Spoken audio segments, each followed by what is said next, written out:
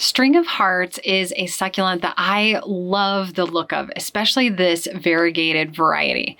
I have found though it tends to like a little bit more water than I typically tend to give my succulents, but I saw one at the nursery the last time I went and thought I'm gonna try this one more time.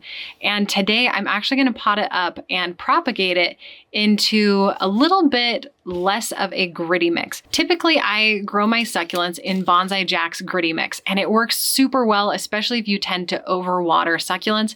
It absorbs just enough water for the succulents to get what they need, but it also dries out very quickly. It's very well draining. For String of Hearts though, knowing that it likes a little bit more water, but still likes to drain well, I have in most of this, it's a mix of Bonsai Jack's gritty mix along with some coconut coir. And then on the top here, I have just coconut coir about a ½ an inch deep.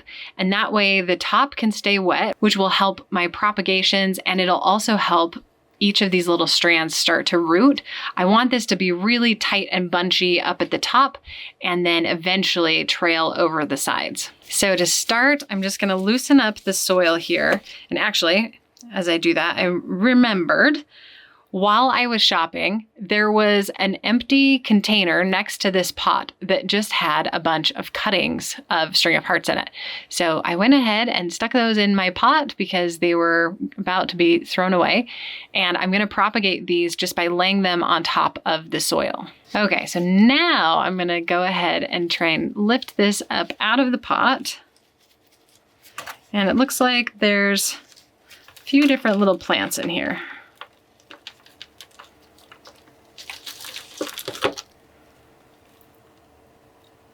Now, you might notice as I'm pulling this out that not only are there roots, but there's these little tubers, these little balls that are attached to the roots. So I'll want to make sure that those are buried, but those will help it grow better.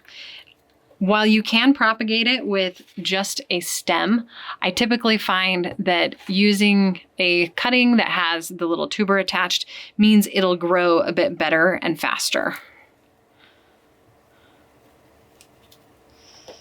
All right, I have really made a mess of this, but that's okay. Here's our first little bit that we're gonna stick in. It's got some big tubers. Alrighty, there's a second little piece. Actually, I'm gonna set these to the side. That way I can decide where I wanna place them. Now this is not uncommon, but you can see these two plants are actually connected together. And I don't think they're just intertwined. I think it is actually one long stem, but I could be wrong. Let's see here. Yeah, it's one long stem. Oh, nope, it's not. Okay. That isn't uncommon though, because in the case of this, you can see there's a little tuber starting to grow right here, and it has a new little stem trailing off. So that is very common. If you just lay these on top of the soil, they will start to root pretty much anywhere they're touching the soil. And look how big the tuber is on that one. And lots of roots too. These roots look really healthy, so that's a good sign. I'm starting with a very healthy plant.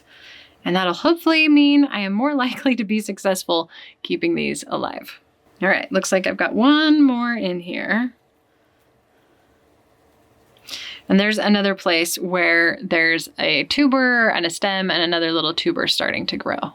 I am really pleased with what this plant looks like overall. It's very healthy, and I'm excited to get it to propagate and continue to grow more. Look how pretty these little leaves are. Now, as I mentioned earlier, my goal with this is to really fill up the top. I want the top to just be overflowing with String of Hearts before it trails down. So I'm gonna go ahead and bury this one with the little tuber. And then instead of having this trail over the side, I'm gonna just bring it around and lay it on top of the soil. I'm gonna bury that little tuber that's attached to there.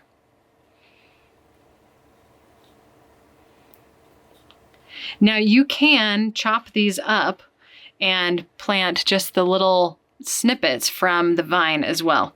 I feel like in my case, I'm not necessarily looking to multiply it outside of this pot, though I could definitely do that.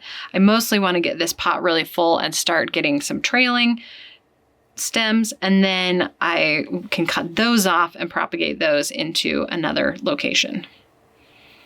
All right, this one has so many roots, so let's make sure those all get buried.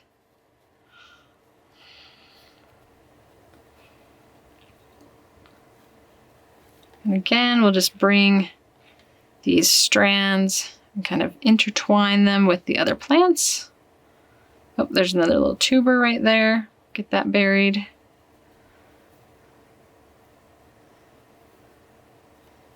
And we'll wrap that one around on itself.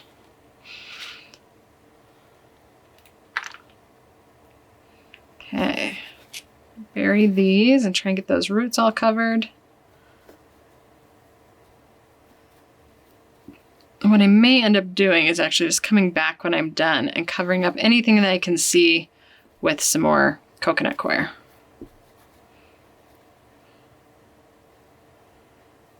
That one does not want to stay down. All right, and then my last rooted one here.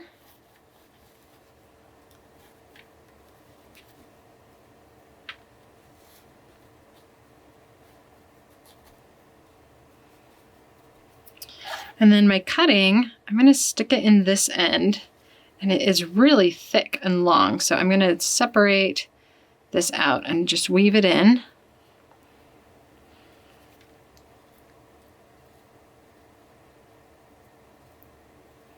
Right along here. Then I'm just going to cover up around these with coconut coir, and then I'll brush it off the leaves, but hopefully that keeps the roots nice and covered.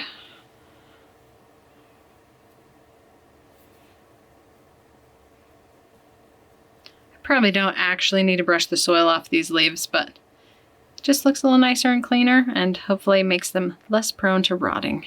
And there we have a nice pot of string of hearts that will hopefully really just double, triple in size over the next few months. Now, as with all of the succulents that I replant, I am not going to water these today, but I will water them after about 24 hours, anywhere up to 72 hours.